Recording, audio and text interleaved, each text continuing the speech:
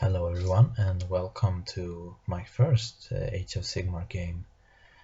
So this is against Marcus. Right after we played our regular 8th edition game, we will give Age of Sigmar a chance. So we agreed on playing it, and during this battle I will basically illustrate with this battle report what my thoughts about Age of Sigmar is and what I think and stuff like that. So first we start on by agreeing using a comp system that we are not allowed to take more than 15 points. I will have the link to the comp system below, and we basically use the normal setup rules for Age of Sigmar, so we deploy one unit each and so forth until we reach that point of 15. And I think the deployment was a very interesting part of the game. So for his list he have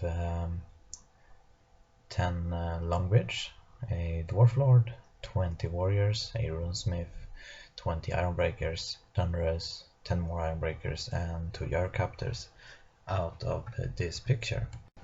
Well, unfortunately it's a blurry picture here, but you can see I have Pilgrims, the Lord Leoncoeur, a Damsel, 5 Grey Knights hiding in the woods, which were actually my first drop, 20 Peasant Archer with the stakes a bit in front of them, and 3 Peg Knights. So my thinking was in deployment, I started off, I get to go first, Grey Knights in the woods, so if he tries to shoot them I will get cover.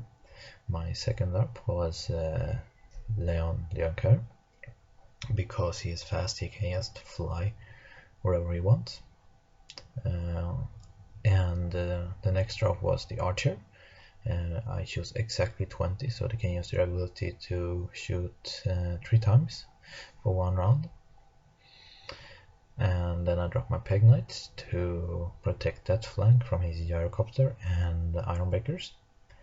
And finally I put down some Battle Pilgrims, just because I love those models, they're really awesome, and now they actually are pretty okay playable.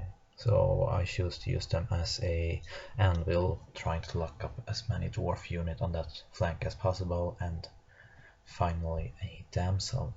So a real plus for Age of Sigmar is the deployment phase. I think it was very interesting actually to just choose your unit.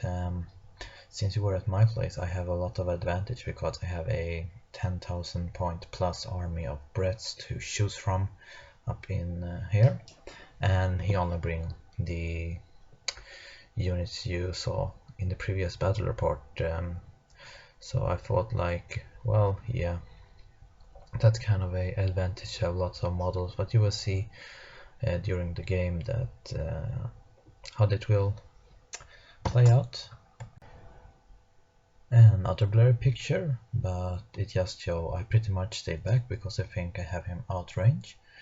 I started off by using the ability of my Archer, because if one died they cannot use that ability, to shoot down 7 of his Ironbreakers, and then my Treb kills the rest of them. So I started by wiping out a whole unit of Ironbreakers, which is pretty good. We also decided that you cannot shoot into combat as to a comp, so shooting is a little bit nerfed here, but shooting is still a big deal in this game, I think. Well, Dwarf get the second turn and didn't do much. He just pretty much sticks around. He wasn't in range with any shooting. His Gyrocopter backs backward, and so over to the Brett's turn.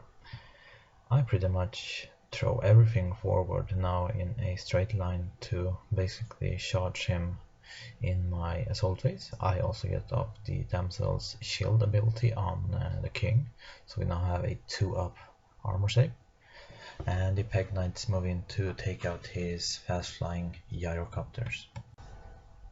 In shooting, my Archer kill 1 Ironbreakers and my Treb kill 5 thunderous, and one will drop from Battle Shock test later.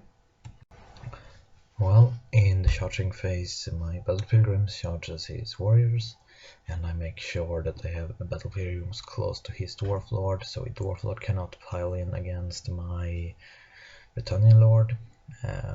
My Britannian Lord plus my Grail Knights charges into his warriors, hopefully to make them kill them all if I'm lucky.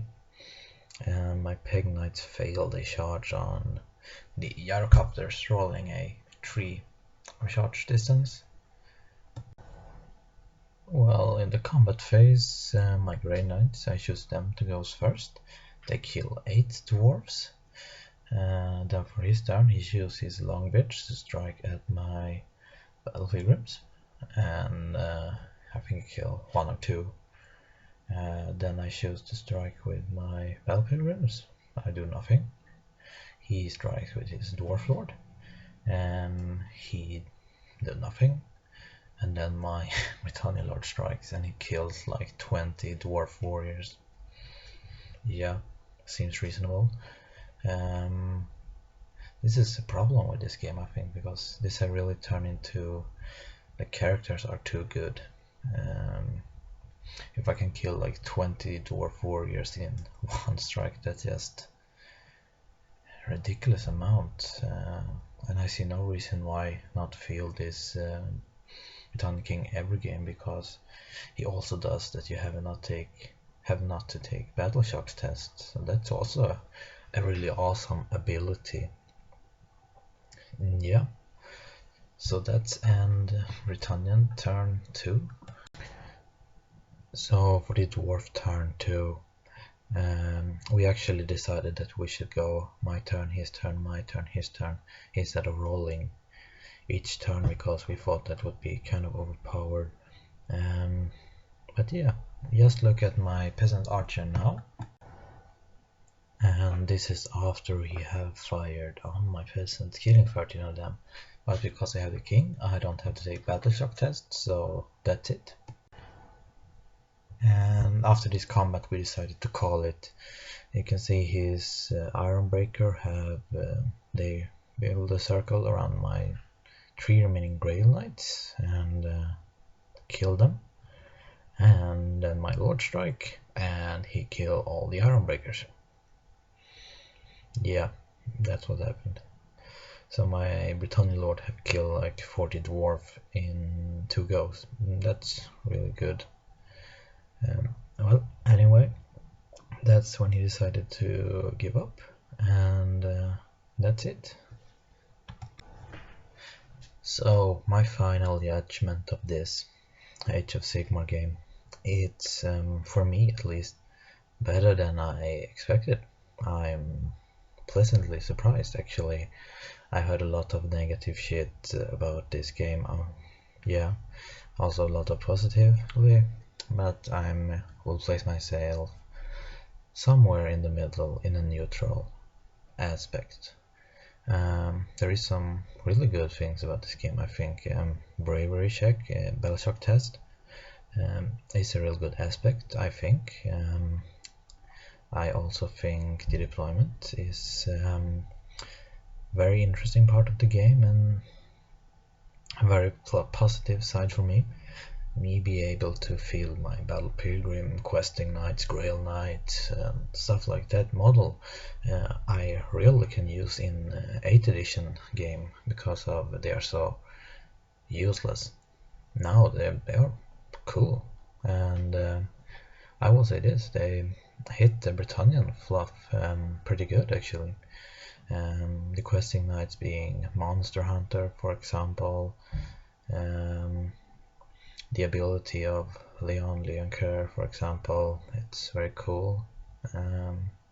We also have Heroic Killing Blow, or Mighty Blow as it's called now, is still left, but unfortunately we can only have it on a foot model, which I think is kind of sad, but it gives me some opportunity to have to convert some foot knights. I'm still working on some idea to do some models to do that with, but we will see what will be released later on, and I will follow the development of this game. Hope for some new Britannian release, even though this update we got was very well needed and very nice. Actually, to have a Britannian update, I was not sure they would. I thought Britannia would be one of those army, together with Beastmen, that would just drop all together and pretend never happened. But anyways, there is some downsides too. I think the balance of the game, me and my friend would pretty much balance it ourselves, and it worked out okay, I think, but otherwise it's hard to balance. Also, the heroes are too good. I think they can just wipe out whole units themselves, especially if they are big heavy monster characters like Leon Lecoeur, and I have also seen some Demon Prince and Bloodletters and Bloodfesters and stuff like that who can kill whole army themselves. Anyway, also the movement aspect of the game, I think it's not as bad as you think. We can still use redirect, we can still use a lot of those kinds of stuff, but it definitely gets more random and harder to predict, which make movement, unfortunately, slightly less significant, unfortunately. But anyway, we will see what will happen. If somebody want to play a game, I'm sure I will bring the Age of Sigmar, of course. In my Gremlin group, we are pretty much staying with 8, so you will see hopefully both systems played on my channel. And that's it for this time. I hope you enjoyed it. If you like, feel free to like this video and subscribe. Also, I would love to hear your comments. Tell me what you think. Tell me if I'm getting it all wrong or all right or whatever, and I will answer as soon as I possibly can. Have a nice one.